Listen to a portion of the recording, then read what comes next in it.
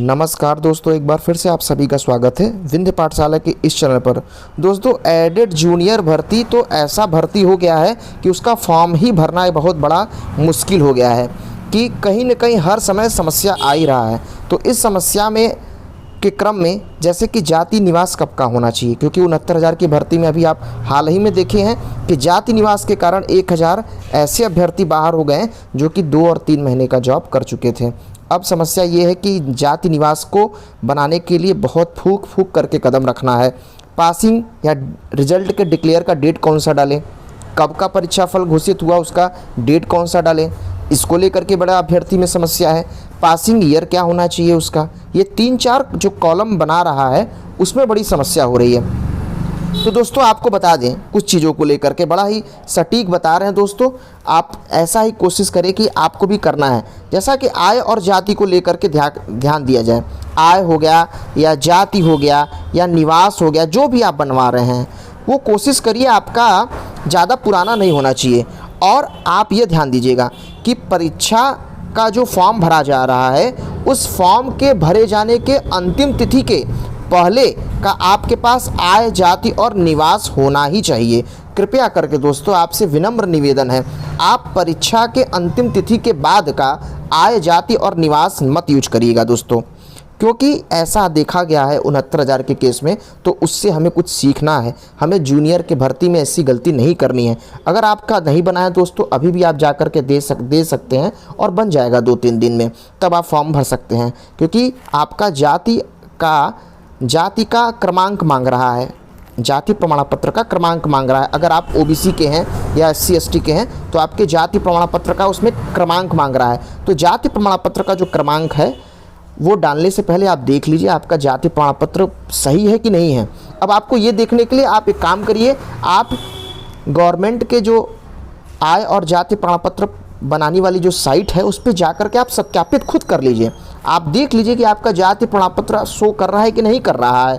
तो नहीं कर रहा है तो आपको नया आवेदन करना होगा, और नया आवेदन आप कृपया करके जल्द से जल्द कर दीजिएगा। अभी समय है, एग्ज़ामिनेशन का जो फॉर्म है उसके लास्ट डेट से पहले का आपके पास ये सभी चीज़ें होनी चाहिए, और इसको आप बनवा लीजिए दोस्तों। हमेशा ध्यान दीजिए, जब भी फॉर्म भरे, चाहे प्राइमरी चाहे जूनियर, आय, जाति या निवास की अगर बात करें तो फॉर्म भरने के पहले का होना चाहिए। ये ध्यान दीजिएगा, ये क्लियर कट कर लीजिएगा दोस्तों। इसमें कुछ भी इफ़ या बट की कंडीशन है ही नहीं है। अब नेक्स्ट की अगर बात करें दोस्तों कि पासिंग ईयर या रिजल्ट डिक्लेरेशन डेट क्या भरें, तो दोस्तों देखिए, बीटीसी के फॉर्म में, बीटीसी का जब आपके पास रिजल्ट मिला होगा, फाइनल आपका रिजल्ट मिला होगा, तो रिजल्ट एक मिला होगा दोस्तों, और रिजल्ट के साथ आप प्रमाण पत्र देखेंगे। प्रमाण पत्र मिला होगा जिसमें आपको प्रमाणित किया गया होगा कि आप DLED का कोर्स या BTC का कोर्स किए हुए हैं। तो प्रमाण पत्र में जो डेट पड़ा हुआ है, यह डेट आपका नीचे प्रमाण पत्र आप देखेंगे दोस्तों ना, तो प्रमाण पत्र में आपका होता है, इसमें आपका नीचे देखे होंगे कि डेट लिखा होगा। यह डेट सभी का सेम है और यही डेट परीक्षाफल घोषित तिथि है। यही डेट परीक्षाफल घोषित तिथि है।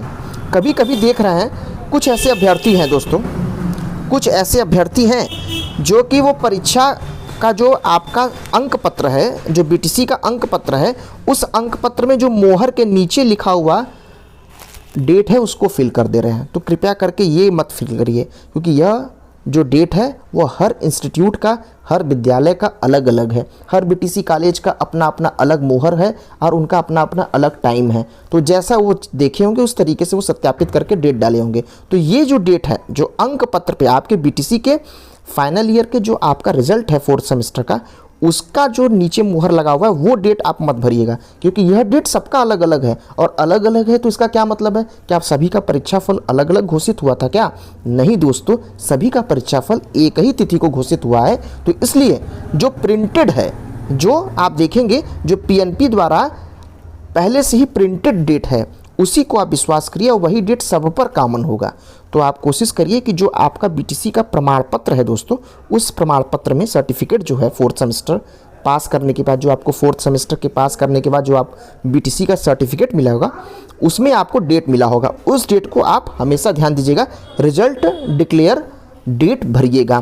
परीक्षा परिणाम घोषित तिथि वही है जो आपके प्रमाण पत्र पर पीएनपी द्वारा लिखा गया है, मोहर के द्वारा नहीं दोस्तों।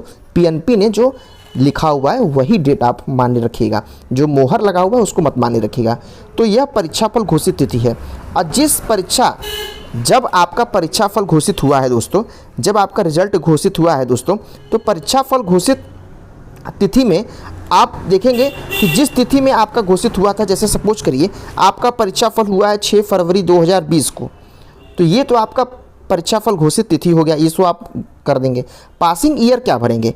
पासिंग ईयर को लेकर के समस्या हो रही थी, तो पीएनपी के दीवार पर एक नोटिस चिपका हुआ दिखा गया, तो ये नोटिस हम आपके सामने दे रहे हैं, देखिए ऐसा लिखा हुआ मिला है, इसमें आप कंफर्म कर लीजिए। लिखा हुआ है जूनियर हाई स्कूल में सहायक अध्यापक और प्रधानाध्यापक हेतु ऑनलाइन आवेदन में शैक्षिक विवरण के कॉलम में परीक्षा फल घोषित होने की तिथि के वर्ष के अनुसार उत्तीर्ण होने का वर्ष भरिए।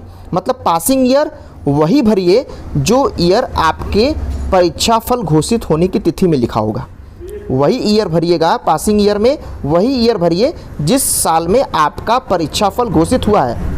तो ये देखिए ऐसा देखने को मिला, तो आपका कन्फ्यूज़न ये भी दूर हो गया कि आपका पासिंग ईयर कौन सा भरना है और रिजल्ट डिक्लेयर डेट आपको कौन सा भरना है। रिजल्ट डिक्लेयर डेट आप कृपया करके वो मत भरिएगा जो मोहर से मारा गया होगा, वो मत भरिएगा, हम आपसे निवेदन कर रहे हैं दोस्तों। और परीक्षा फल घोषित तिथि आप जब कल कर लेंगे आपको पता चल जाएगा, तो फिर वही जिस साल में आपका परीक्षा फल घोषित हुआ वही साल आपका पासिंग ईयर कहलाएगा। और 50% की अनिवार्यता देखिए रखा गया है, ऐसा चस्पा मिला गया आपके पीएनपी के दीवारों पर। तो दोस्तों अगर हम आपके कुछ कन्फ्यूज़न को दूर करने का प्रयास कर पाए हों तो आप चैनल को अधिक से अधिक लोगों तक शेयर कर दीजिएगा। और अगर कोई कन्फ्यूज़न अभी भी समस्या आ रही है फॉर्म भरने में तो आप ज़रूर कमेंट कर दीजिएगा। दोस्तों आपसे निवेदन है जल्द से जल्द फॉर्म भर दीजिएगा, क्योंकि अब सर्वर की समस्या आ सकती है। आपसे विनम्र निवेदन है कि अभी भी कोई समस्या आ रही है तो आप उसको कमेंट बॉक्स में लिख दीजिएगा। दोस्तों इसी तरीके से हम आपके सामने एक नए अपडेट के साथ आते रहेंगे, और आप अगर नए हैं तो चैनल को सब्सक्राइब कर दीजिएगा। मिलते हैं एक नई वीडियो में दोस्तों, तब तक के लिए नमस्कार दोस्तों।